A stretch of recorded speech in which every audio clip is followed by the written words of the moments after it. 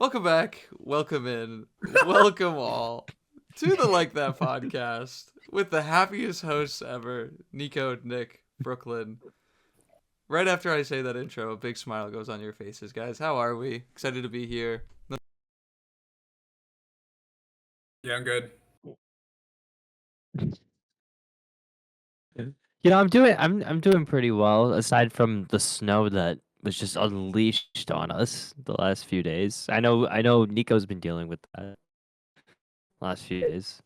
But it's been a fun week getting back into the NBA, watching games religiously. I don't know about you guys, but I've actually been enjoying using my league pass again that I forgot I had. So it's been cool.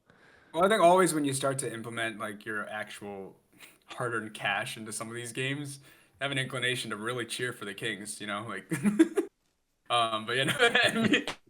NBA been cool to kind of like refocus back into. I know it's a huge shift from the NFL when you're kind of waiting for something to happen every single week. Now you got action every night, but it's been fun to analyze. Yeah, Nico, how are you liking it? yeah. I mean, I haven't really like you guys. I put a lot of time into football, so it's been me catching up to the league. And I'm gonna say that since football has ended, I don't think I've watched a bad basketball game. Recently, the Celtics Warriors game, as if you're a Warriors fan, probably wasn't the most enjoyable. But watching the Celtics just like keep an efficient, fast-paced offense while still up 30, that was cool. We're gonna later this episode, we're gonna be talking about some of our bets that have been made through the week. Which, if you're not following us on social media at like that underscore pod, that's where you're gonna see all these picks on almost a daily basis. But the Orlando Phoenix game, all of us on Magic moneyline, and I at one point thinking we're gonna see a triple overtime. It turns into a Javon Carter insane three that you think wins the game with a second left, and Jalen Green, who is 5 for 25 going into this final possession, hits a buzzer beater three to win the game for Phoenix. Dude, Great I already basketball. off of this last It week, was I already have two options of worst beat of the year for the NBA for me. I don't know if I would say that's great basketball, Nico, because they were at 100 points scored in triple overtime. The final score was like 110 to 112 in triple I OT. if Like, it's a it's close kinda ugly. game, it's good ball. Like if both teams are shooting bad, No, even if the stat sheet is ugly for both teams, but I guess it's good ball. and I like saw a video of some guy like he's at like a public basketball court and he's dribbling, he's just banging into a bunch of like stacked up chairs and they can't keep his dribble. He's bumping into chairs and just throws the ball at the backboard. Everyone's just saying like, "Oh, that's Paulo." yeah, you got a lot of slander. Granted, Tuesday night you put up 36. Because yeah, Yeah. the Magic are technically underperforming off of what their season expectations were. But yeah, this episode going to be talking about recapping our bets and then also our cumulative top 10 rankings for the NBA, just the top 10 teams as it stands now. As there's about I think every team I think at most has about 25 games remaining. So I know we just jumped into hoops, but we're almost in playoffs. So, but yeah, to get in a couple things, what have we missed since last week? The bottom six teams, of course, are the fight for the 1-1, even though the lottery is pretty chaotic times, but there's no favorite for 1-1. I mean, Sacramento, the ethical tank, the as I like to call, they pull out a win against Memphis this week for snapping a 17-game losing streak. The Jazz, who Oh, got fined 500K for sitting their star players in the fourth quarter, trying to do the I mean, unethical that's tank. that's like chump change to them, man. Hey, 500K on a fine Yeah. is pretty legit, though. I don't know. Half a mil, you don't see that too often. But because of all of the losing teams this year, I mean, when we were originally going to talk about playoff seeding, but to be honest with you, when you look at the standings, every team that's not in the top 10 of their conference, it looks like they're fighting for the 1-1. It doesn't look like there's really a fight to get into the playoffs as it currently stands. But the NBA released some new anti-tanking rules that will be going into effect, I believe, next season. That include that or first round draft picks can be protected only for top 4 or top 14 plus selections. Lottery odds may be freezing at the trade deadline or a later date. That one's pretty big. No longer allowing a team to pick in the top 4 in consecutive years or after consecutive bottom 3 finishes. That one's also pretty big. Can't pick in the top 4 the year after making the conference finals. I don't like that one. Lottery odds allocated Weird. based on 2-year records. The lottery extended to include all play-in teams, which is interesting. And they're saying they're going to flatten odds for all lottery teams. So my initial reactions to it are, tanking creates a bad product, but I understand it from a team perspective. If you're the the 12th best team in your conference, why not be 15th? So I understand it, but again, the product doesn't create the biggest one there.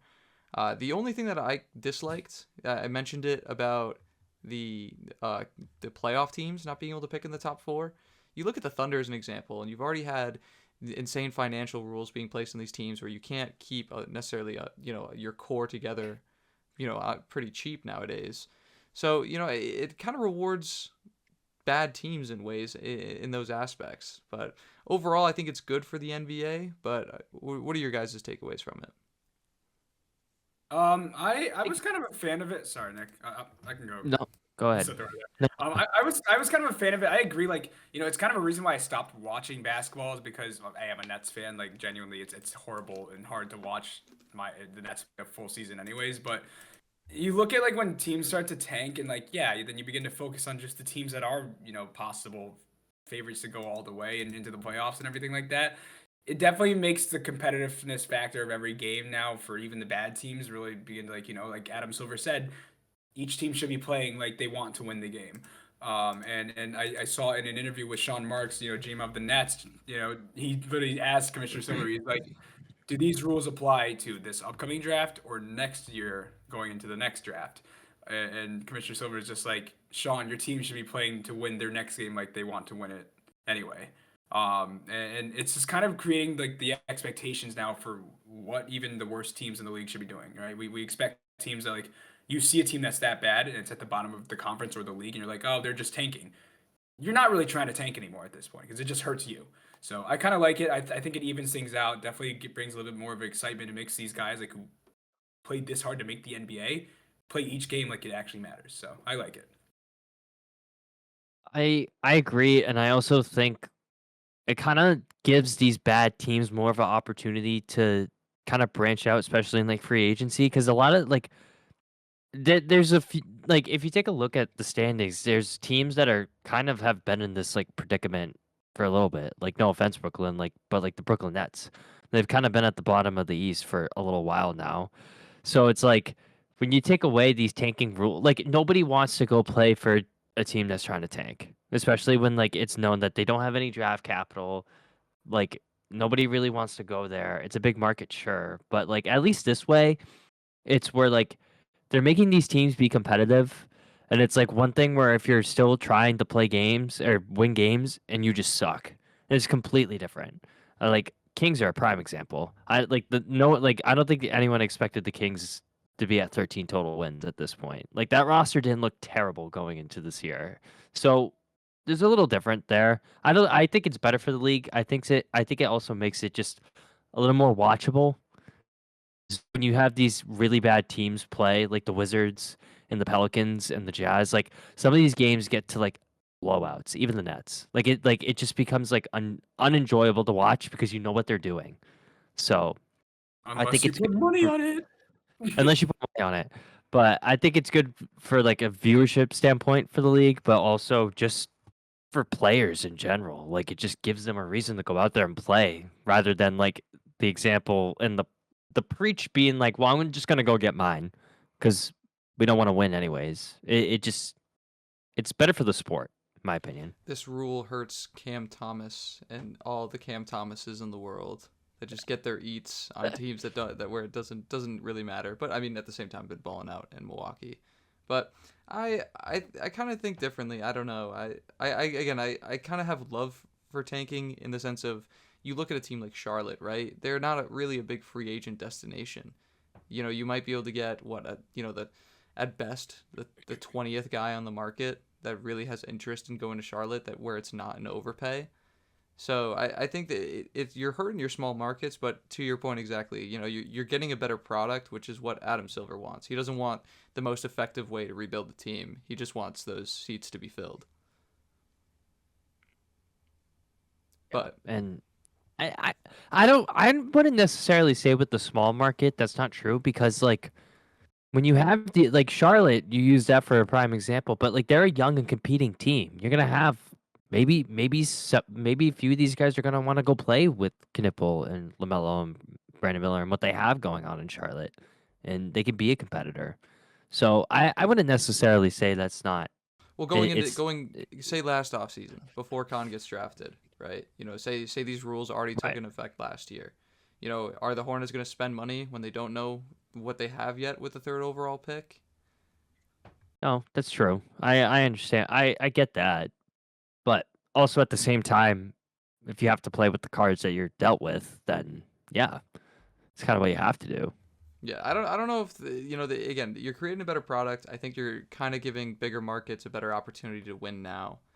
But the especially now with like if you're a bottom three finish, like if you're say Sacramento this year, you're telling yourself, all right, well, we at least have to be a top 25 team next year.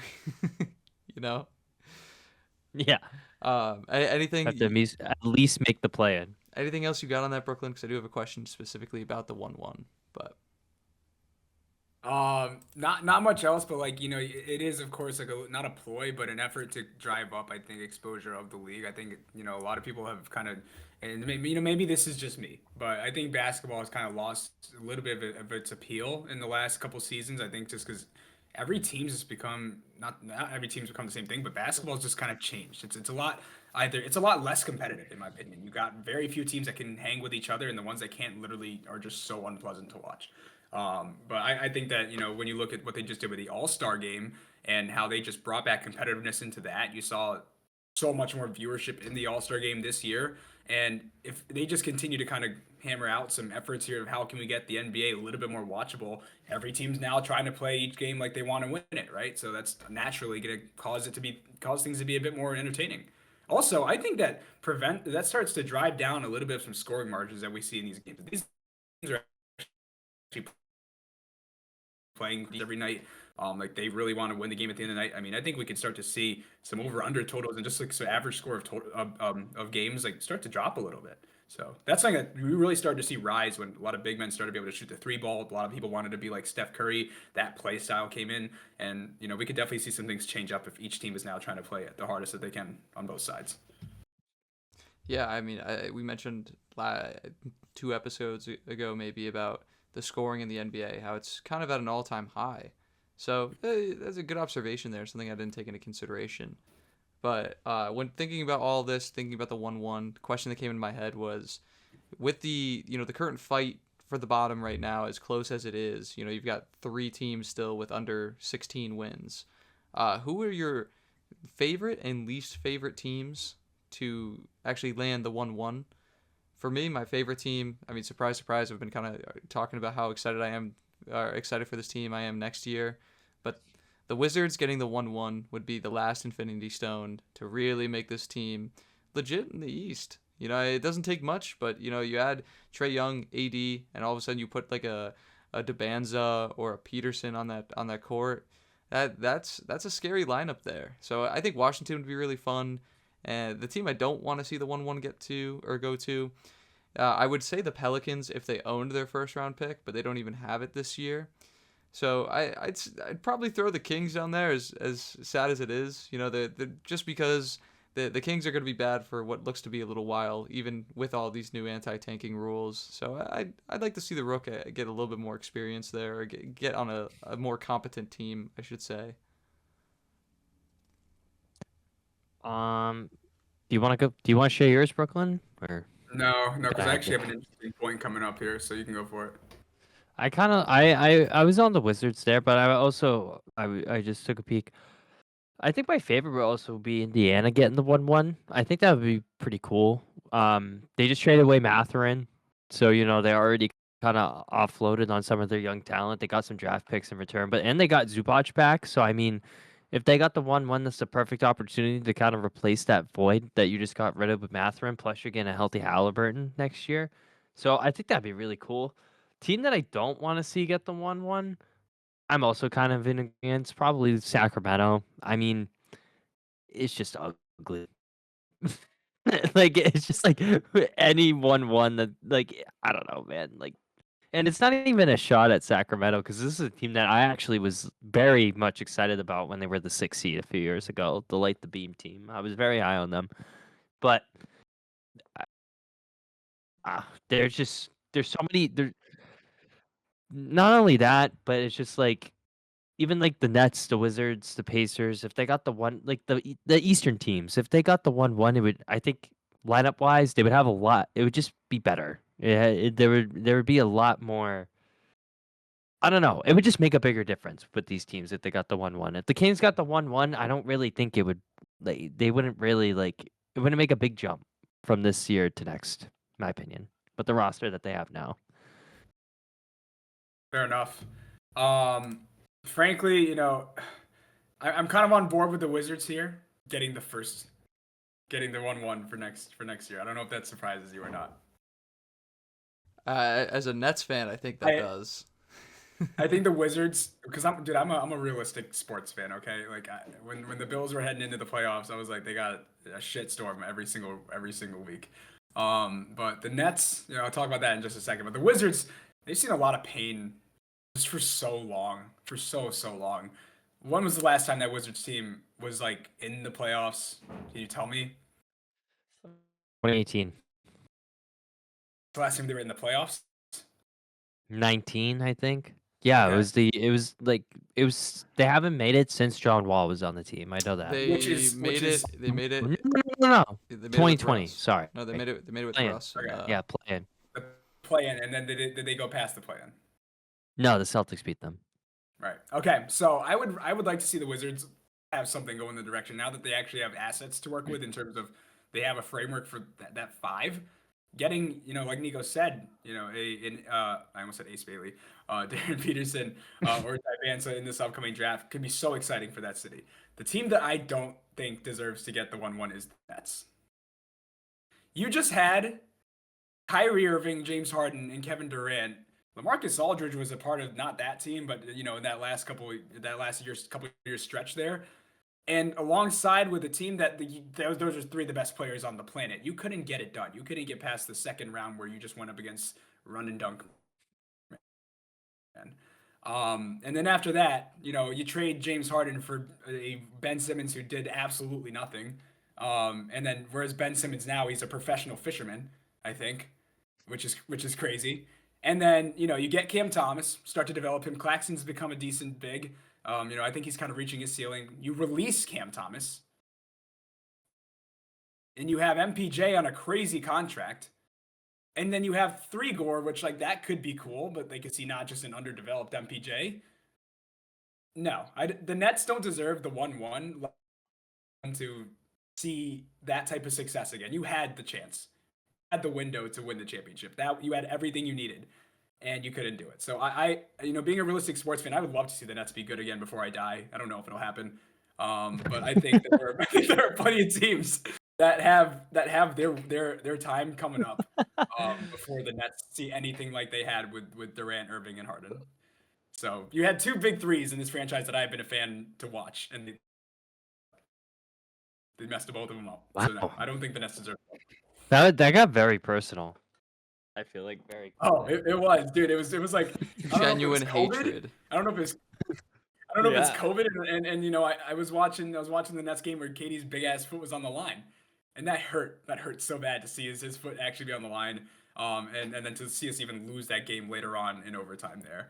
That and then the big three trade never really hit me in terms of sports value until I started to understand draft pick value and everything and what that trade actually was. That hurt even more. And then this is before the KD trade where I'm like, wow, we gave up our assets, which turned into Tatum and Brown, to get Paul Pierce and Kevin Garnett in their mid-30s. So no, I think the Nets have had plenty of opportunities, have gone for plenty of opportunities, have had teams that should have gone further, and they choked it on their own. So no, they don't deserve another chance right now.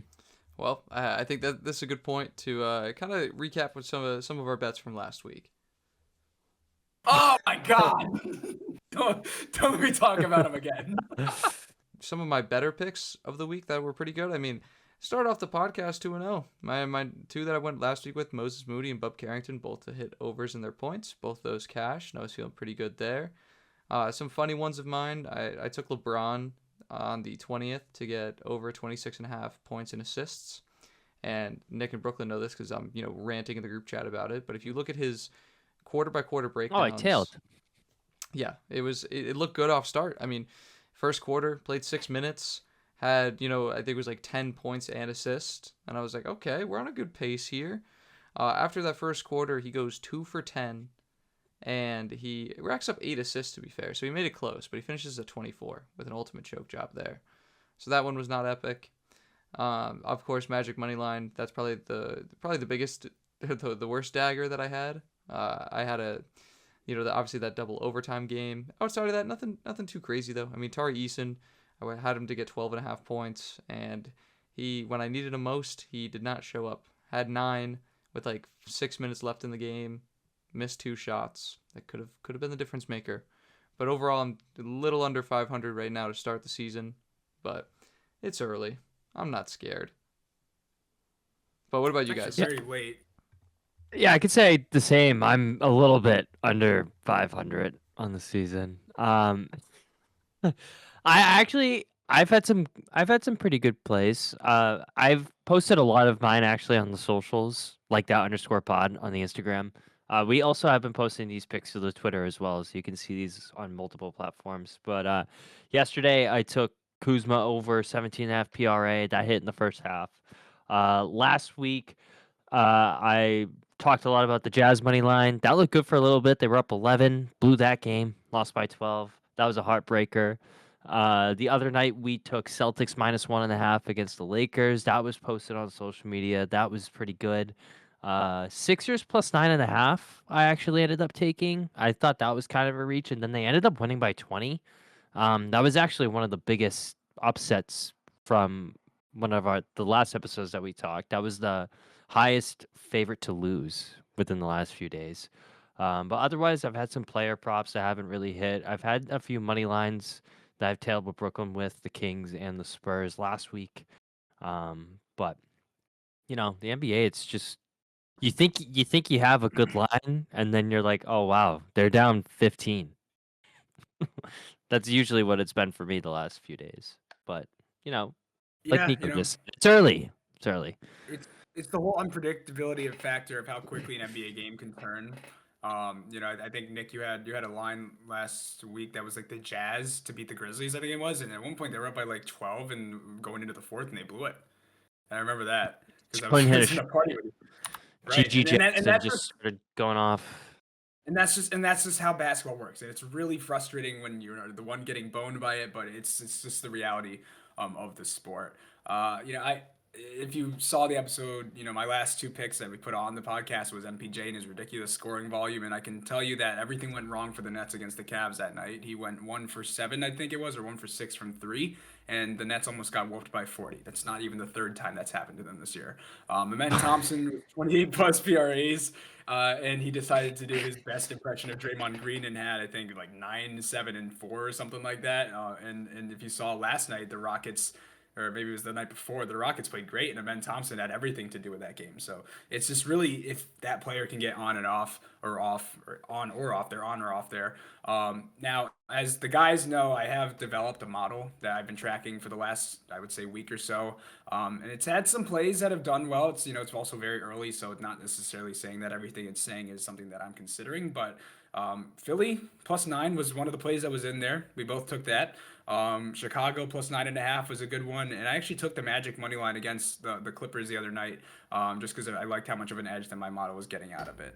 Now, we talked about the Nets not too long ago, and my worst beat of last week has to be, and I saw it on Twitter too. DraftKings or Bleacher Report posted like this is a bad beat. Oh, the Nets were up. What was it? They were up like 15 or something. I think that it was one of the largest leads that they've had all season. And it was against the Hawks, and there's 8 minutes left in the game. And the Nets proceed to score 2 points in that 8 minute stretch, give up the lead, and then somehow lose by 10. The Hawks went on like a 28-2 run. And I had taken the Nets not to win, I'm not delusional, plus 10. I'm like, Nets finally see a game they can win. I don't think they get, the breaks beaten off them. And they didn't until they absolutely did. It was in the final 8 minutes of the game. And like Nico's watching it with me, Nick's in there too, and we're just like, dude, this has got to be the worst beat I've had in a while. There was a stretch, I think, of like, I think it was like the last like maybe 5 minutes, or at least a 5 minute stretch in the fourth quarter where the Nets just put up like 4 points. Which reminds me, one that I forgot to mention was the over in the Knicks Rockets game on the 21st, where the Rockets went 8 minutes scoring 4 points. Oh yeah, dude, that was a rough one. Unreal, but The yeah. over in that game was really rough. But Because turning, if that's a normal quarter, One if of, that's a one of normal the quarter, we're good.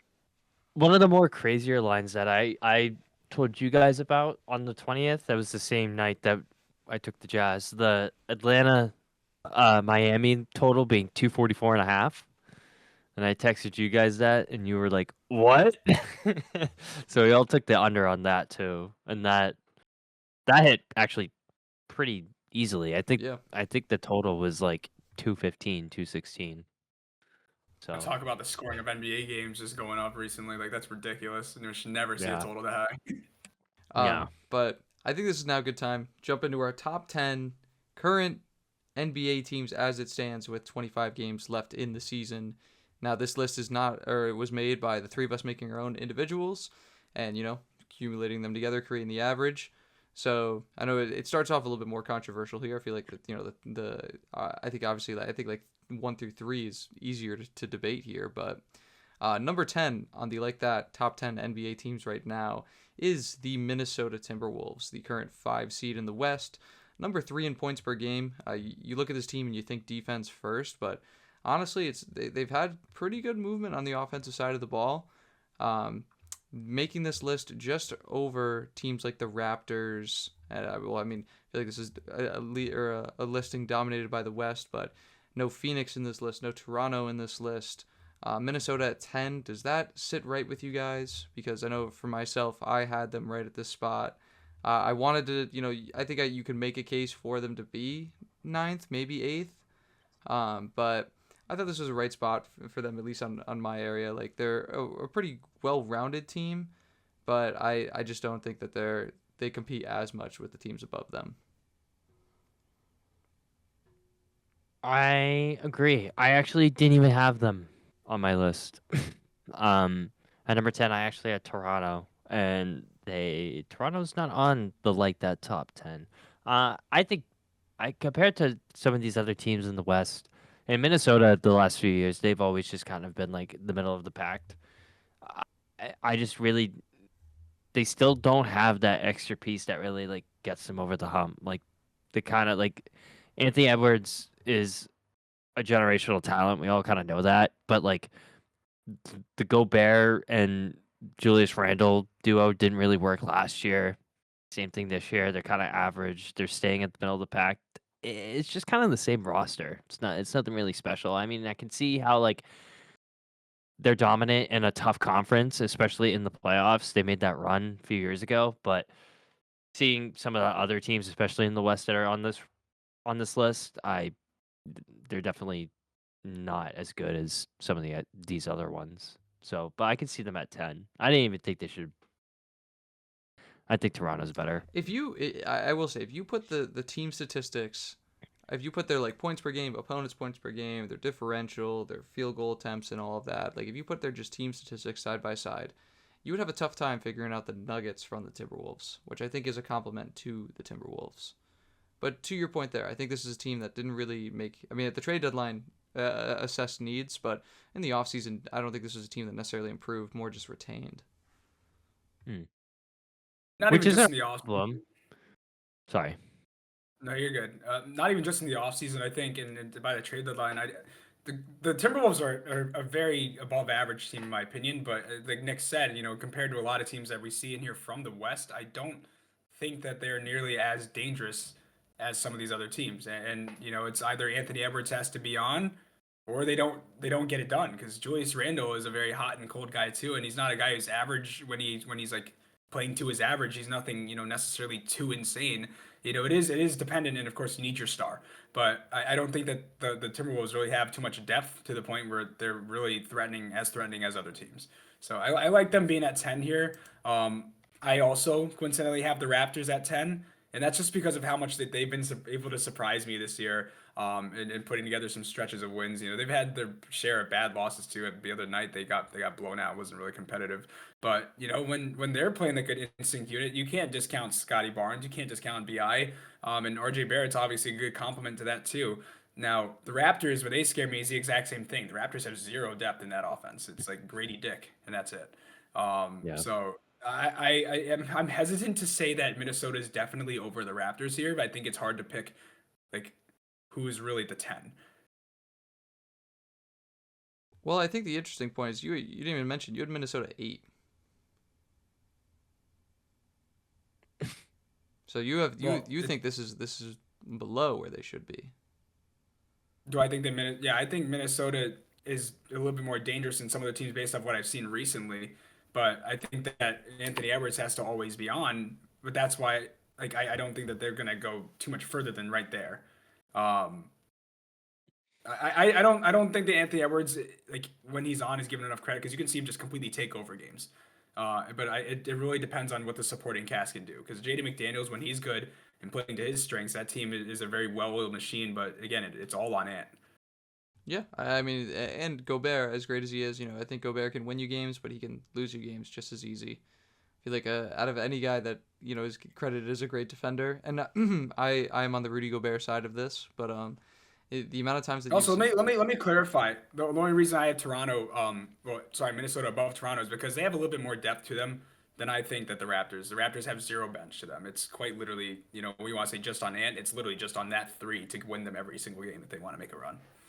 yep. No, I agree. And there's a little bit more consistency in Minnesota's side. I mean, they've had that roster that they've been running for a little bit longer now, so you kind of expect what you're getting from that. And I mean, 20-11 record at home is also pretty good. So, but So would you change? You take the Timberwolves over the Raptors now at 10? no. Oh, fair. Okay. Okay. Well, Brooklyn had the Timberwolves at 8 on his list. Again, they come in at 10 on ours.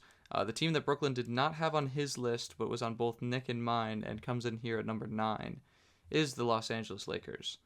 What are they number 1 in? Field goal percentage, which with Luka and LeBron, kind of surprising there.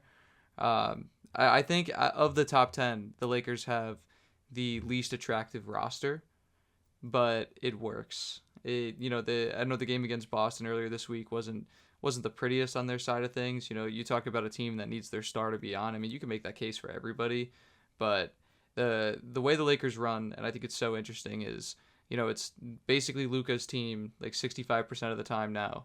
And then I'd say like every third or fourth possession, it's LeBron being like, all right, let me see what I can do here. But I live with Redick. Redick as a coach, the way that they've been scheming up teams, I think plays really well. And with a roster that I don't think is too talented, they're there, and I think this is a team that you really don't want to see in the playoffs. But as the list, we have them at 9. I put them a little bit higher. I put them at 8. But I think that, yeah, like I said, I think they're low on the power rankings now, but not a team I want to see in the playoffs. I I don't know. I sorry. I'm the only one who doesn't have the Lakers here, so I guess I'll give my it's piece. valid.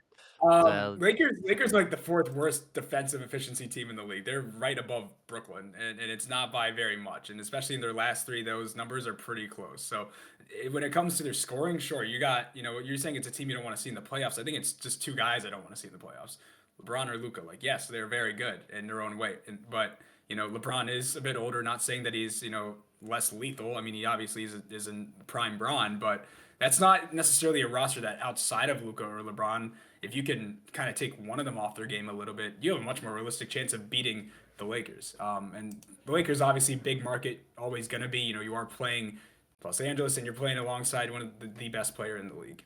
That's my goat.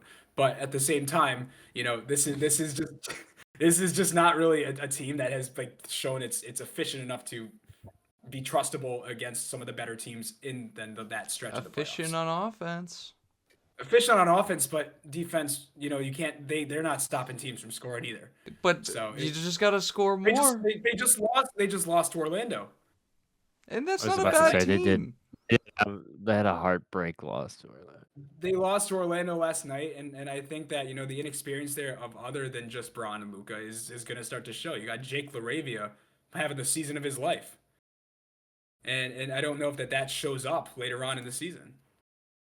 And the defense has been talked about for the Lakers as their Achilles heel all season long. I mean, they have Jackson Hayes and He's a big mascot hater, I'll tell you that. and Andy Dalton. Fucking DeAndre Ayton. Why am I thinking of Andy Dalton? I was thinking about. They just look so similar. I was thinking of the Red Rocket. That's not even his name. DeAndre Ayton. Like the Lakers, they give you reason to worry. I mean, a team that they're 8-15 when they've been considered an underdog this year.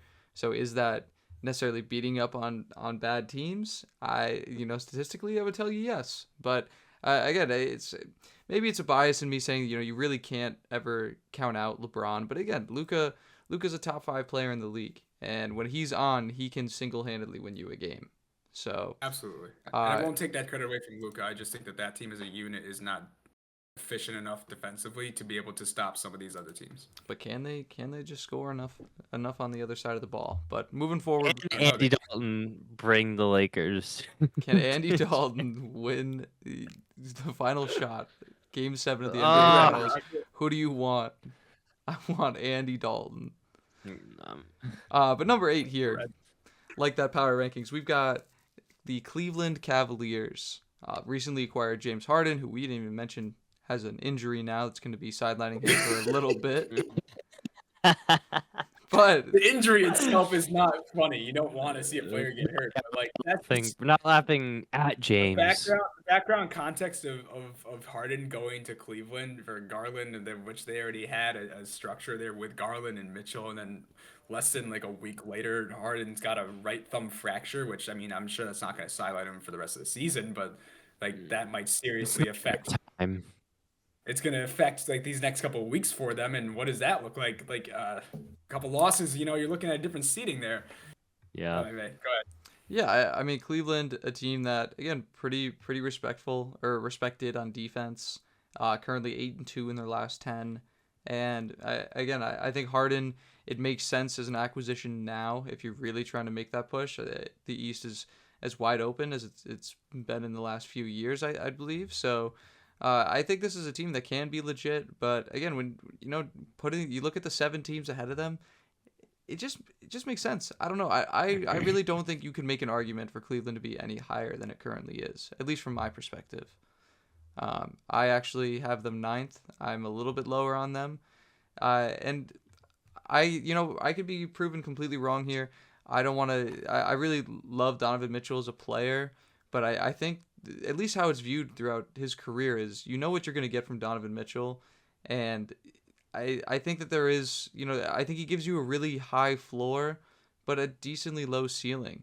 Even if we talk about this team in the playoffs, Donovan Mitchell has a decent amount of experience in the playoff scenarios, both in the West and the East, and he just hasn't been able to get it done. Evan Mobley, he's got the nickname AT&T for a reason. He's a good player, but he might not be a great player. So I think Cleveland is a good team. I don't think they're a great team. But curious to hear how you guys think. I had them at 8. I had them just above the Lakers in my ranking, but that's just because for the defensive aspect of it, they're just, but the Mobley-Jared Allen duo, it's too... I feel like it's just too disrespectful to avoid that. I mean, both of them are like what they. I mean, for me as a Celtics fan, I hate playing against the Cavs just simply because of Mobley and Jared Allen alone. But to your point though, like especially in the playoffs, it's like aside from those four, you don't really get anything else after that. Like Dean Wade, Isaac Okoro, Whoa, Keon Ellis. Put some Max, Keon other than Ellis, Keon, Dennis excuse me, Schroeder. okay, Max Struess. Like, come on. I Like, I don't know. I think when you mentioned the big four, they're all pretty established, but we just like again, I think all maybe not Harden, but you talk about the core of Cleveland of Mitchell, Mobley, and Allen. I think they're just high floor guys. You know, they're going to compete all year round, but this is not a team that I'm very confident taking in a 7-game series. Like first round, yeah, but second round, I don't know. I think they're just what they have been the last few years since Mitchell's been there, and that's just an above average Eastern Conference team that beats up on the bad teams and can compete with the good teams, but just can't get over the hump. Yeah, I had Cleveland priced right here around 9 as well. Donovan Mitchell's nasty in his own right, and I think what the Cavs had with Darius Garland and now what they would have had or might have with James Harden is kind of the same exact thing. I don't know if they really improved too much, maybe less of a Harden defensive liability. Harden averaged 25 this year. I know when we first talked about this trade, it got a lot of shit, but it makes sense this year. I promise you that. Like Garland's not had his best season. He's had some injury problems. Like this was Cleveland just pushing their chips into the middle of the table for a 36-year-old guy that's averaging 25. Again, I think And, it and, makes sense. and granted, you push your chips into the table, you can't bank on, or you can't bet on the fact that James Harden's going to get a fracture in his right thumb. Like that's just super unfortunate. But now, with that, that's really the biggest reason to me why the Cleveland Cavaliers just dropped to 9 is because I don't know what this next couple weeks is going to look like for them, and it's going to tell a lot about what this team looks like without the star. And tonight, them going against the Bucks, no Mitchell, no Mobley, this is a good chance to see their depth. And if they can compete with the Bucks, I mean, what does that really say? But I think when they're healthy, Cleveland can be a dangerous team that can take you to round 2, maybe even get to the conference finals. But they're not a team that's built to go with whoever the best team in the league is, unless we see some crazy, Mighty Duck story. Anything you want to say on Cleveland, Nick? No, I gave my piece. Good Eastern Conference team, but I agree with Brooklyn. I think if they don't win a 7-game, I think against the best team that comes out of the East. I don't think they come out of the East, or even if they did, I don't think they win the finals. I think they lose to the best team that comes out. I think they lose to the team that comes out of the West within 5. You're saying they would. So you're saying if they made like, you're talking about the best team in the West, they'd take them to 5 games. I think they would win 1. Yeah. Yeah. Okay. Yeah. Because I was gonna make a similar point, just saying like if you put Cleveland in or in the West right now, what seed do you put them at? And like based off our rankings, Oh, they'd be the 6th seed at the best. 8 or the 7 yeah. But speaking of 7, moving one further, number 7 on our list is going to be the Houston Rockets. Post Kevin Durant group chat Rockets. Um, you're seeing a career year out of Jabari Smith, Kevin Durant. Still, he's been that guy on offense, and there have been some struggles when it comes to just having another ball handler on that roster. No Fred VanVleet was a big loss there, but again, good play from Jabari Smith. Sengun still doing his thing, but I really want to put them higher. They have a really good schedule to end the year. Like this is going to be a good team. They're going to be a hot team going into the playoffs. But again, there are some weaknesses here that you can't exploit, and the biggest one being just not having like a really good established point guard. Eamon Thompson's been doing a good job over there, but again, you're rolling with that into the playoffs. There are some tougher dogs out there, but a better, well-rounded roster, good defensively, good offensively, number 1 rebounding team in the league. Funny enough, so they're sitting here at 7 on my list. Had them right there at 7. I promise you, this is not my list where I didn't copy paste mine. Again, like them. I want to love them, but I can't love them yet.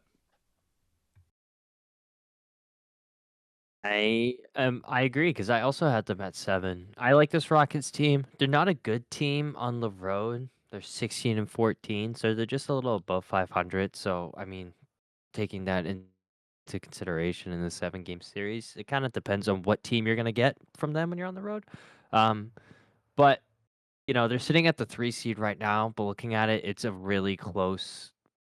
I don't think that they finished the 3 seed going into the end of this season. Just how close knit it is between Denver and Minnesota, even LA being right there too. Um, but I still think that they have a chance to, you know, I think they make it out of the first round. I do think they have a chance, depending on who they play in the second round, to even make it to the conference finals. They're a pretty good defensive team, and with all that height that they have, especially how Nico already mentioned, the number 1 rebounding team, that depending on who they go up against, they'd be able to exploit a lot of these teams in the West. So, The but yeah, kind of same thing. second. That. Go ahead. Oh, mine's. I was just gonna throw out that they are the second, like fewest team, if that's the right terminology on this. I like to be listed as an underdog. It's a better way to phrase it. OKC's been an underdog twice this year. Houston's only been an underdog 7 times. That's second. So they've been respected in every matchup. I don't know if that goes off what you were just about to say. No, no, I would. No, I that honestly that just made me lose my train of thought. But I was just saying that I don't think that this team comes out of the West. I think this just matchup wise, the Thunder and Spurs just are better, obviously. But I do think that this Rockets team can give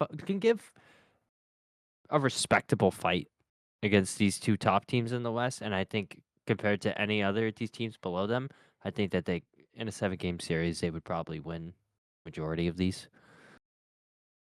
I actually have Houston one spot up higher here. I have them right at the 6, and I don't, unless we want to talk about who I have right below them, we can save that if you want.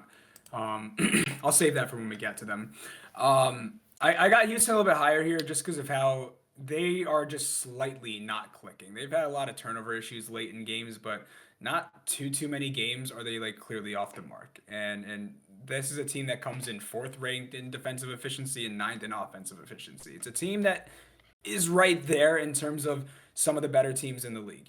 The only team that's above them right now that's scoring better than them in offensive with their offensive efficiency that isn't even in the talks here is Charlotte. They're right up there with the top 10 best teams that we already have on this list. So Houston is to me is very dangerous, and you got guys like Kevin Durant, Şengün when they're both playing on the money there. That's a scary duo to play against. And when Amen Thompson can get his momentum going, because he's a guy who's heavily not consistent at all. It depends on what version of him you get a night, but when you can get all 3 of them going, Amen Thompson's a great defender.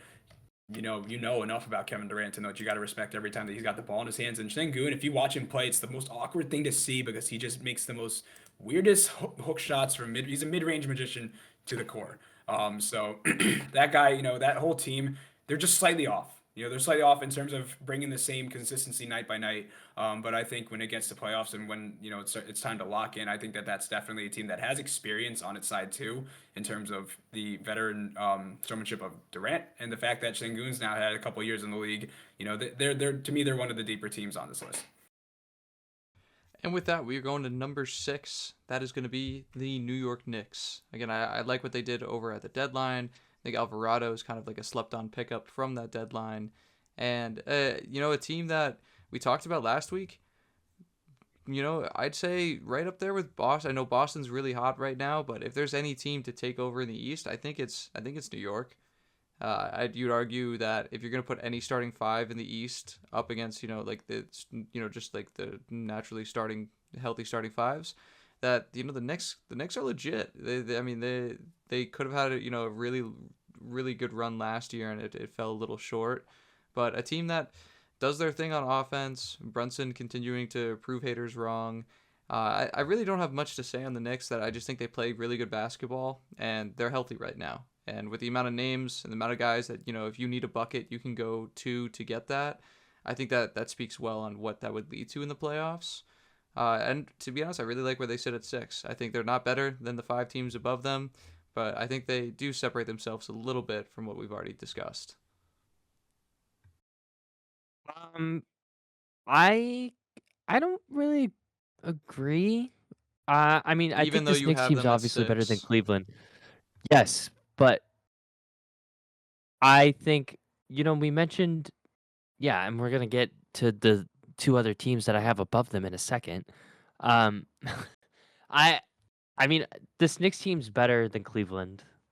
They're better than Toronto, but I don't think that this Knicks team is better than they were last year. I think this team has a lot more inconsistencies than this roster does last year. I don't know if you guys watched that Cavs game against them last night. They looked terrible. They looked really bad.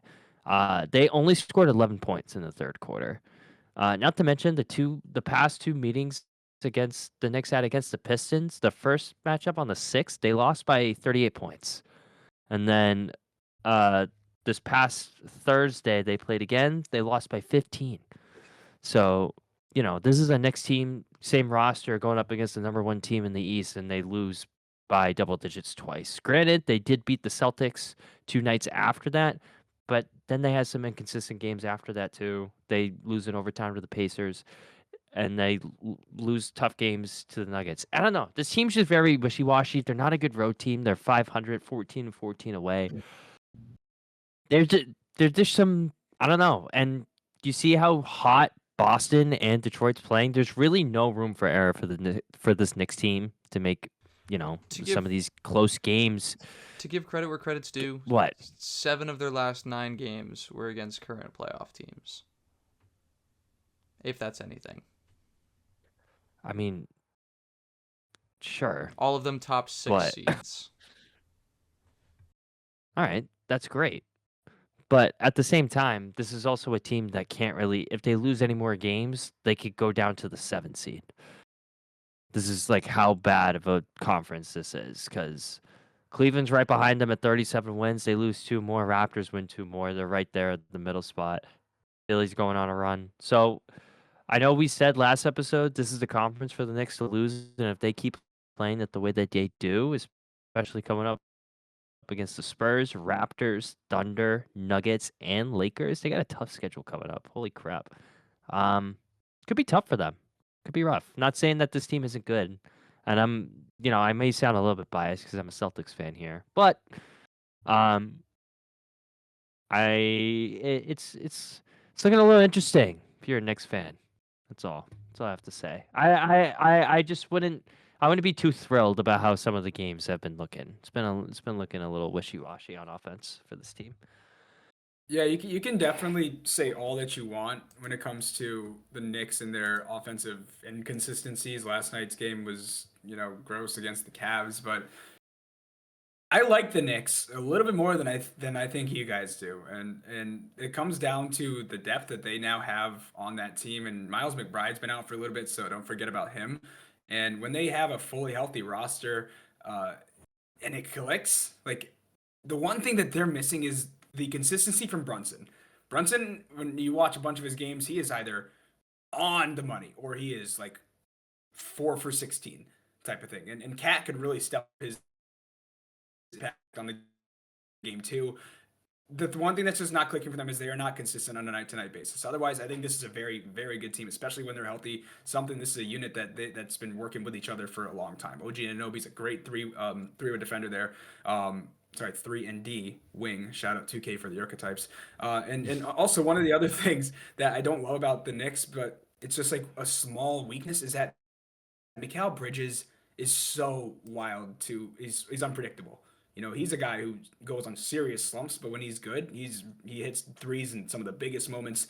They got some upgrades with Sosha now backing up Bridges. Jose Alvarado, great defender there, and Shamit. You've seen what happens when he gets hot. So I think this is a team that has plenty of depth. They just have not been able to completely click. And yes, like Nico said, they've had a rough stretch against some of the better teams just overall in the league right now. So gonna give them a little bit more credit than I think we are on this power rankings because I actually have them at fourth. I just think they have some difficulties closing out games and really getting off on the right foot to begin with. Yeah, and moving forward here to number 5, might be a little bit of a shock depending on how you think on this team here. But looking at our rankings overall, I mean, it's lower than two out of the three of us. But that's number five here being the Denver Nuggets. Number one in points per game, number one in 3-point attempts. A team that is, you know, efficient on the offensive side of the ball, but definitely has its questions defensively. Um, uh, don't want to say you're carried by your star, but there's a lot of pressure on Jokic. Granted, I mean, it gets a lot of usage at the same time. So it makes sense there. I like what they have. I think that it's a team that also didn't make too many adjustments throughout this offseason and this deadline. You finally brought in a backup big to help out Jokic, and Valanciunas he's done something. I think he's definitely added to that roster, as dumb as that may sound.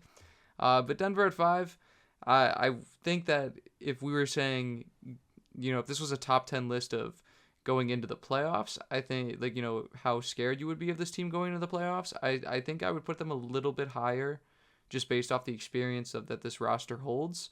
But as it currently stands now, fifth best team in the NBA, it makes sense. Yeah, I'm with you there. I actually had them at 5 on my list. And I'm not s- I don't I'm not gonna say that this Nuggets team isn't good without Jokic because I think when he got hurt this year, they actually went 7-2 without him. They're pretty good, but in a 7-game series, you obviously want your star player there. So there is a lot of pressure if you're Nikola Jokic because if you don't suit up, there's a good chance that your team isn't advancing to the whatever round it is, whether it's first, second, or the finals. I actually looked up the estimated win average that Jokic brings to the Nuggets. Take a wild guess. Just take a quick guess if you had to guess. What is the stat you're talking about? Net So rating, like how many wins Jokic adds to his team when he plays? wins he adds to his So it's team. kind of it's kind of like baseball with wins above replacement with WAR, except it adds an estimate. Because I was doing this for future awards, and then I also thought that was interesting, but it kind of goes into this point that I'm gonna make. So if you had to guess when Jokic plays, how many wins estimated the Nuggets get, or Um, how many estimated wins the Nuggets I don't know are what a good supposed to answer is get? here. yeah. Are you saying win probability It's kind of added? crazy. Like, yeah, if Yes. average is 0, right? Like 0 means you're just league average, and I assume that I don't know, 10 would probably be drastic or something. I would say he's probably somewhere around like 8 or 9. Again, I don't know how you're grading 18. this. Yeah. I was about to say like It's 20. 18. Yeah. On Basketball Reference, it's 18. The second highest is 9. So to kind of give you context of how valuable Jokic is as a player, he almost guarantees you 20 added wins. So to go along with that, I I only have Denver at 5. I have that team third on my power rankings just because they have experience. That team, almost that entire team, has gone to the finals and won already. I think right now, if you're looking at a right now standpoint, sure, Denver stands out as sort of a weak horse here, but you got to take account for what they have once they're fully healthy. And in this 5 spot, I actually have San Antonio, and I know they're coming up next, but I have San Antonio here because I don't trust the um, inexperience of that team. You could be a good NBA player, especially young in your career, and want to win a championship, but you're going against then if they see the Nuggets in the playoffs. I don't know if a team that is the Stephon Castle, De'Aaron Fox hasn't really seen much playoff, or I don't even know how many playoffs he's been to. Dylan Harper in his rookie season, I don't entirely know what that Spurs team has for a ceiling wise, other than they hope to God Wemby guards that rim. So I like Denver here a lot more than I think we give them credit for. I think that when they're healthy, they're just as lethal as they were with MPJ and that whole championship team, because it's almost the same thing. Yeah, yeah, I can see the argument. I think the regular season numbers kind of show you that Denver without Jokic really can be beaten easily. But They have, like you said, I think every player on that roster has like a pretty solidified role. Whereas I think with other teams, there isn't necessarily the exact same game plan, but when you look at the Nuggets, you look at how this roster is constructed, and you could tell what's going to happen from there. But like you said, number four, we do have the Spurs. At one point, I put them a little bit higher in this list, and then I kind of did take a step back. Uh, Maybe some woes, like you said, about how like this is a little bit of an inexperienced roster, but a pretty experienced coaching staff at that. And you haven't had De'Aaron Fox for a little bit, but this is a team that's won 9 straight. So is it disrespectful to have them this low at four? Maybe, but I think this team does have some serious questions, like you said. So I think this is four's. It's a good spot. I think you could argue with them to be higher, but I think both the Spurs and the team we have at three. I think you could interchange them. I agree as well. I just think all the Spurs have been playing this regular season. I think just put them at a spot a little bit higher for me. I think the duo of Fox and Wemby has been fun to watch. I think Stephon Castle has been, really starting to come into his own. I think Dylan Harper has been pretty fun to watch too. Um, Come playoff time though, I I agree with the whole experience factor. I think that'll definitely come into play because yeah, I don't really think anybody on that Spurs. I mean, like you have Harrison Barnes, like that's really you got Onk on the team, but like, the, oh yeah, he's not even on the team anymore. Oh my god, for experience, playoff experience.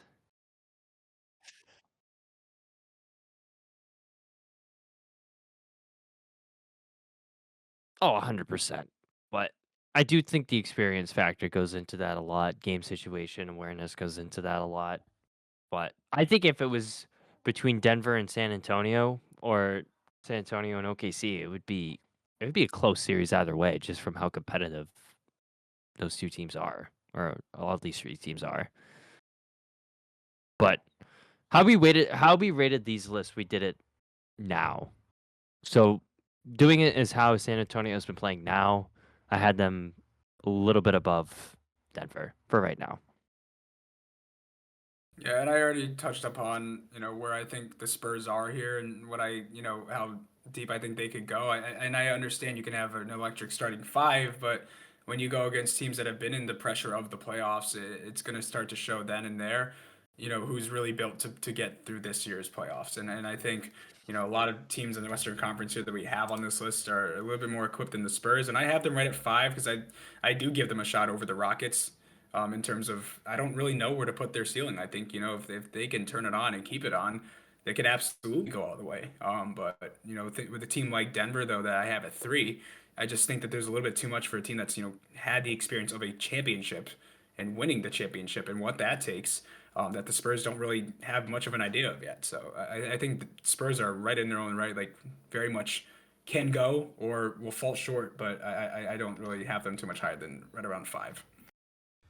And then we are at number three, our top three rankings, and I think the top three are in a class of their own, outside of the rest of the rankings, just based off the fact that these are three teams that are top five in offensive efficiency ratings and on the defensive side of the ball. Like these three teams are the most well-rounded when you're just talking about both sides of the basketball.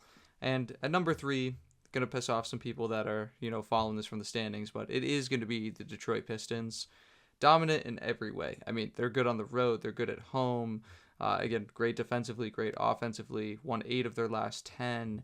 And Cade, depending on what happens with the 65 game minimum, Cade has a pretty legit chance at winning MVP this year. 10-1 straight up as dogs this year. So even in games where the team has been projected to do well, they've exceeded expectations. Number one in steals per game, 10.6 as a team. So again, a unit that just is hitting on all cylinders. I think the question that's going to come up from all of us here is just going to be, yeah, is it a team that has that experience to go deep into the playoff run or into the playoffs? There are questions there, but if you're taking this team just as it is right now with the numbers in front of you, they have every reason to be one of the top teams. Crazy to think that this was a team, what, 2 years ago, that if they won, you got free wings. So, I think it's pretty cool to see like how just bad that this franchise was, like just how poverty this franchise was in not Wouldn't too long ago to now. wouldn't be here without tanking. That's true. That's true. But nah, I mean, I don't know, but I don't know about you, Nico, but being a Celtics fan, I've always hated playing the Pistons because every time at home we would just lose every single time. The Pistons at home for the Celtics would literally be Game 7 of the NBA Finals. Couldn't tell you why, but every single time it was like the hardest fought game that we would have, like the 2 times that we would play them, or For 4 times, excuse me. for me, the Pistons were always just viewed as growing up. Like they were just like the Trailblazers of the East. They were, oh, Yeah. Pistons are in the playoffs. Like they're the 8 seed again, or they're the 7 seed. Andre Drummond. Yeah, the Reggie Jackson, Andre Drummond Pistons were always just like, yeah, they're gonna be in it. They didn't scare me, but they were just consistent. Nah. This team, it's kind of the same thing with this team though. I think the roster's really good. I think Cade's playing really good. Jalen Duren's really good. I love Amon, but like, it's giving me like Atlanta Hawks vibes from the year that they won 60 games. Like it's just this But this roster's is a very good young. defensive team.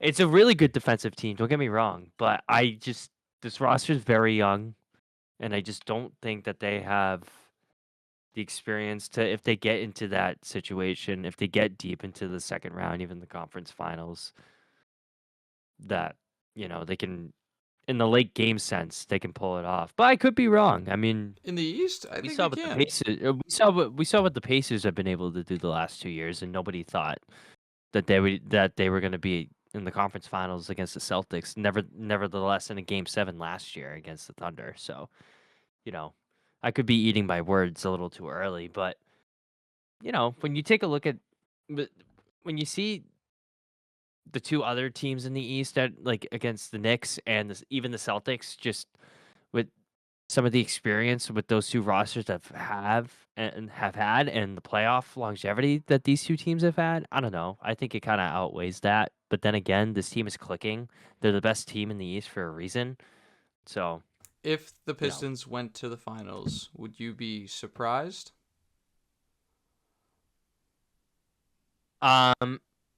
it depends on who they beat to get there.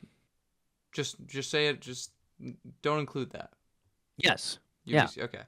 That's what I I wanted would to be, hear. yeah. Because to me, if you told me, oh, Pistons made the finals, I'd say, well, yeah, makes sense. Like I think they can match up against the Knicks in a 7-game series, the Cavs against a 7-game series, even Boston. I'm not saying they're a bad team. I think they're a really good team, but I would be surprised if they do make it just because of how young they are. But- And this is their star point guard. This is a team that they barely won 20 games 2 years ago. So it's just, I don't know. I think it's a big jump in a short period of time to really kind of expect them to win the whole thing already. I'm not saying win, just make there. Like Brooklyn. Yeah. If the Pistons made it to the finals, you would be Shocked. really okay. I would be. And it's kind of coming off of I think the teams that they've been able to beat. I mean, I'm not saying that they haven't beat some of the more difficult teams, but some of their losses and some of the tight games I've seen have been a little bit worrisome. And you know that Cade Cunningham's been the leading. And I'm not saying it's surprising, but he's been the leading scorer of 36 of their 42 wins.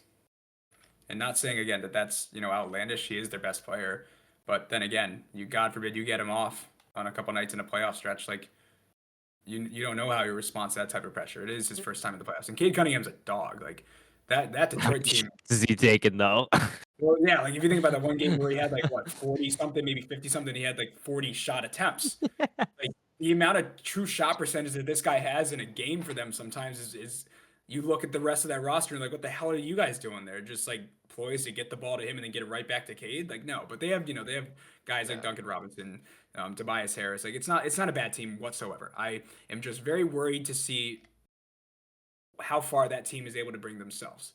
They've only accumulated 14 losses, which is amazing in its own right, but they've lost teams like Orlando, they lost teams like Chicago, Miami, the Clippers, which they're hit or miss too. And they also dropped one to Phoenix, where that was almost a 20-point loss. And to me, that just it shows that while this team has accumulated so many wins, I don't see too many of these, especially in their schedule, being against some of the harder teams in this league. They went to overtime So they're against the frauds. Wizards. They're I wouldn't frauds. say they're frauds. I wouldn't say they're frauds. I would say that they're a very strong team that has a very strong foundation at the moment. I don't know if it's necessarily, especially experience wise, because obviously experience is going to play a whole lot of things or a whole load of things here when we go into the playoffs. I don't know if experience is going to be, and it's going to bite them in the ass here, I think, if they go in the postseason. But would love to see them prove me wrong. I think Detroit's one of those teams that they've experienced pain for long enough as well. I mean, Cade's has got to be on for them again, like every single night. I think they're America's team right now. I don't think any NBA fan is necessarily rooting against Detroit except for Nick a couple of years ago, I guess. But And me now. yeah, and you forever, I guess, a forever Pistons hater. Yes. Leads Yep. leads well because, and also I think it's worth mentioning too. Before we move forward, Brooklyn had the Pistons seventh on his list. That was probably the biggest discrepancy out of any of us between where they landed and where you had them. So it goes to show, thinks they're good, might be a little inflated based off of who they've beaten. But number two, we've got the Celtics, 9-1 in their last 10. Fewest turnovers in the league, only team that averages less than 12 turnovers a game. Thought that was pretty cool. Just a team that didn't, going into the year, not expected to be this high. Jaylen Brown, obviously, again, another candidate for MVP when you talk about maybe Shea, Jokic, those guys not hitting the minimum game qualifier. But nonetheless, you've seen great play from Peyton Pritchard, Sam Hauser, and you're seeing some of those later draft picks of the last few years get rotational minutes and use them to their advantage. So Missoula's been coaching this team well, but it's in a way it's a slightly different Celtics team from the past. I think because of Jaylen Brown running the offense. It's they still live and die by the three, but you're going to see Jaylen Brown take a lot more mid ranges than I think most winning teams are. So Boston here, number two, again, another team that's top five in both offensive and defensive efficiency. And, if Tatum comes back, they haven't ruled that out entirely, but if Tatum does come back, then I think that really does change your conversation in the East of who is your favorite to come out of it. But no, here at number two, technically our number one team in the West, or in the East, sorry, I had them ranked below the Pistons as it stands currently. I do think that there's just a lot of different things that Detroit can throw at you that does scare me compared to, what Boston's going to do. And the three-point shot isn't always there. But again, ranking at number two, I think it's a little high without Tatum, but still respectable. I had the Pistons actually ranked higher than the Celtics because we're doing this list right now. Like, not heading into playoffs, if we're doing it right now. And the Pistons, they are the number one team in the East. But, I mean, the Celtics, only 4.5 games behind. And, I mean, they're as we are recording, they play tonight. They play Denver. This is their fourth game on their 4-game road trip in the West. And, I mean, they 3-0 on the road against Western Conference teams. The game against Phoenix, as we are recording yesterday, 50-11 run. They were down 11. They finished that run up 18. I mean, this team is just. I'm gonna sound like I'm glazing here for a second. I'm sorry, but this team looks good, man. This team looks really good. I think they're doing a really good job of holding the momentum if Tatum does come back. I know he is fully practicing 5v5. I don't think they should rely on that though. And I think that they've been playing and they have a system that works well enough to where if he doesn't come back, they're still going to be able to, at least make a good solid run. They've been able to showcase that, especially with the roster that they had. Um, the upgrade with Vucevic seems to, or the addition with Vucevic seems to have really helped with the big man scenario. Um, but if they can keep this consistency going up, I mean, their schedule heading into March, they play Denver tonight. They play Milwaukee again. They played the Spurs. They're going to see the Thunder again. So it's really going to see how the Celtics team matches up against the good Western Conference teams, especially without Tatum. But I don't know, man. They look really good right now. They're kind of on a hot start. If they could keep it up defensively, and if they don't let the offense start to slip, if they can stay consistent, I don't know. It'll be interesting. Be interesting heading into April, you know, standings are wise, especially injury wise, what we're going to be talking about. Yeah, Boston, I'm a New York fan to my core. I hate the Celtics with every fiber of my being. The fact that they have Tatum, the fact that they've won a championship already, the fact that the Pats made it to the Super Bowl. I hate New England and Boston sports. That's just who I am. But I think that Boston, to me, is one of my favorites here to really shock people and possibly make another championship appearance. And I say this, and I know we are taking these teams for what they're doing right now, but Boston is just so resilient. It's so crazy to see how much they can overcome without Tatum being in that lineup. The fact that they're in the top five, and you think about how much money they paid Jaylen Brown, like he better produce, right? But at the same time, that team alone, defensive efficiency wise, is the best team. And through their last three, has the lowest defensive efficiency, which is good, 93.3, in terms of they are not letting teams really run them like that. And that's so cool to see out of a team that is literally missing their best player. So it's incredibly respectful to me, towards Boston, because I didn't see them really being in the top three or top four conversation. I thought that they might be, a 6 to maybe 8, and maybe even like a 7 to 8 real talk there before the season. And they've just been able to make it work. And I think, Boston's been there before. This roster, while it looks a little different, you have some of the same pieces from that original team. Pritchard stepped up now. I know Drew Holiday's gone and Kristaps is gone, but yeah, Vucevic is a huge replacement now.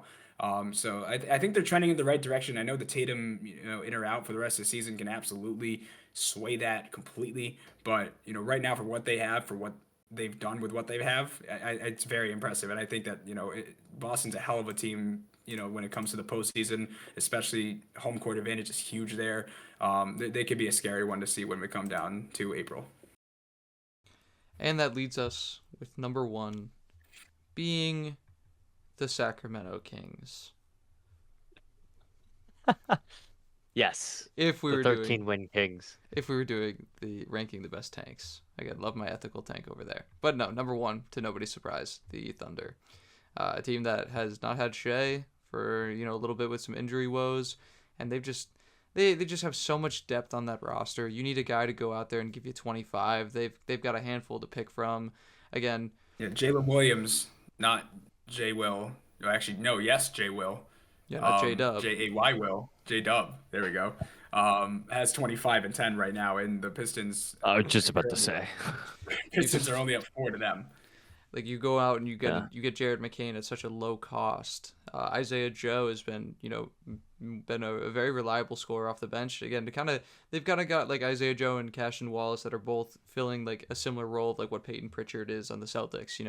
An undersized guard, so to speak, that without in a blink of an eye can just put 20 points on your head. So it's a team that, again, so great on the defensive side of the ball. You obviously have the MVP if he is playing 65 games this year. So the Thunder, the question becomes to you guys, like, does this team win it all again? And if I'm being asked that question right now with the state of the league right now, I don't think there's any hesitation. I would put them at like minus 300 right now. I would also. I just with how the game is played and how we see that they just, it's not even like, it's just how they also just take over the game and just completely change the momentum into their favor, both offensively, just foul calls, all that shit. Like, they completely changed the flow of the game. I don't know, man. I really. And how do you beat this team? It's also just annoying because they did it the right way.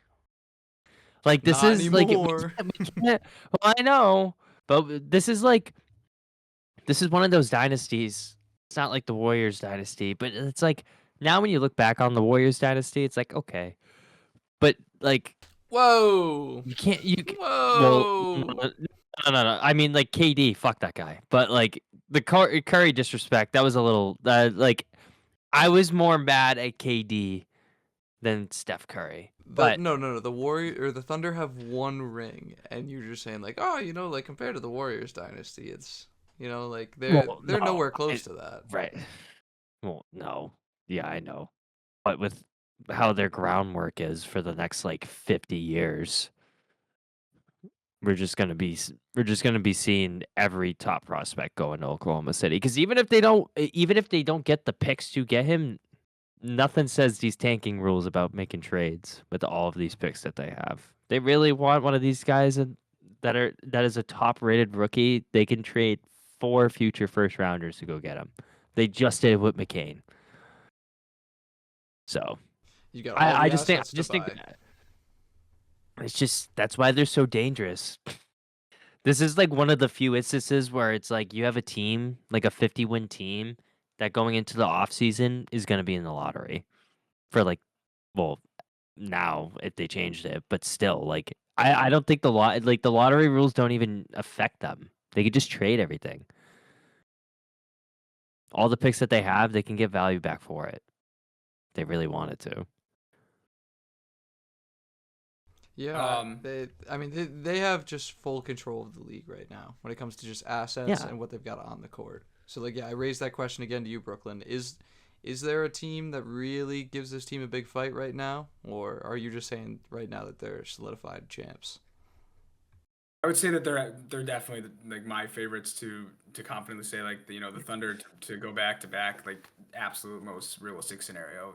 But I think that there are some teams that can give them a run for their money. I want to preface by saying when I said Boston had the best defensive efficiency, I meant they have the lowest amount. They allow the lowest amount of points per game of any team in the league. But then when we come back to best defensive efficiency, that's Oklahoma City. And Oklahoma City is also top 3 in offensive efficiency. They just do it all so well. And when Shea's a part of that team, he's got a net rating of, I think it's right around 15. And he just elevates that offense, that team so much. You take him out of the picture, obviously, like that's a big hit. But like Nico said, like they've been able to do it without him. And they're also like, we'll see what the outcome of this Pistons game is, but that team itself has so much depth to it. So right now, I don't think there is any stronger team momentum wise. A team that's built it from the core. Like this is a unit that through and through has been with each other for from the minute they were like, this is the SJ's our guy. We drafted Chet. They've developed Jay Will. Like it's just been a unit that like you build the chemistry around it and then it actually succeeds. It's hard to ever beat that. That's a team that's firing on all cylinders. So no, I don't. I mean, I think there are teams that can give Oklahoma City a run for their money here, but they're my absolute favorite. One cool stat I found here for the Thunder is that the average opponent's biggest lead against them is 7.4. They don't let teams get up on them at all. And if you're trying to, if you're trying to be a team that goes tit for tat with them, that's exactly what the game's going to be if you're going against the Thunder every single time. So I don't think there's too many teams that are too scary to Oklahoma City. But there's definitely maybe a few that could give them a run. I think Denver is one. I think the Knicks can go shot for shot with them. It just depends on if the Knicks can put up enough volume. I just think Oklahoma City is so well rounded. Yeah, no, I think that just I don't know many teams that won't get belt to ass right now. Like you mentioned the Knicks, they've got a decent amount of scores around them. I think the Spurs, just because they can guard a lot of people, but there aren't too many people that can get Wemby. And I feel like Chet is a guy that we haven't even mentioned once discussing the Thunder, and Yeah. he's still And great. like you look at like any sport and like they always preach teamwork and camaraderie and everything, but like the Thunder are genuinely a unit that has been built from the ground up, and each one of those players that they have on that roster, and I'm not gonna say each one, I'm not gonna say like each one, but the core of that roster has literally been bred together. Like it is so hard to beat a team that literally knows each other through and through. That's why I Yeah. think that not just that being why they're so good, but that's why they're so hard to beat is because they are a team that knows exactly what each one of each other does well. And I think that's one of the most dangerous things that doesn't ever get talked about in sports is how like connected the unit is. So that's why I think Oklahoma City is so dangerous. With the power of friendship. and assets out the ass, the Thunder are going to win again. But that is our top 10 ranking. Again, to go over one more time, the top 10 NBA teams in the league as it currently stands today would be the Minnesota Timberwolves, Los Angeles Lakers, Cleveland Cavaliers, Houston Rockets, New York Knicks, Denver Nuggets, San Antonio Spurs, and then your top 3 of the Detroit Pistons, Boston Celtics, and your OKC Thunder. Socials, as always, like that underscore pod. Again, you're seeing clips from this, you're seeing games, and you're seeing our bets throughout the NBA season because, like we've said before, I would have loved to come on here and talk about props for Thursday, but before we started recording, I had nothing available to look at. So you want props, you want our best bets, those are all going to be across social media. But any follow or last minute remarks from you guys? Let's go Wizards. Let's go Wizards. I'm not gonna say that until Anthony Davis and Trae Young step on the court. And they Until get the, then, I'm they just get the gonna. first overall pick. Yeah, I mean, sure.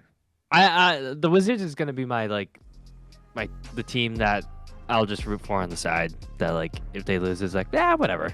Be like, I like 'em. the Wizards won today. Yippee, Oh, whoa. But like Nice. that Nice. underscore Win pod. 17. Like that underscore pod. Nico, Nick, Brooklyn. Good night, everybody.